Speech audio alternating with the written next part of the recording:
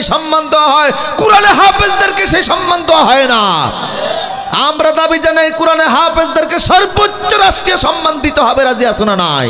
জন্য আমার দেশের ছেলেরা ইন্টারন্যাশনাল রিসাইটেশনে গোটা দুনিয়াতে গতকালও সৌদি আরবের এক প্রতিযোগিতায়, কি ইন্দোনেশিয়ায়, কি বাহরাইনে, কি তুরস্কে, কি মালয়েশিয়ায়, যেখানে কোরআন তেলাওয়াত প্রতিযোগিতা হয় বাংলাদেশি ছেলেরা প্রথম পুরস্কারগুলি নিয়ে আসে।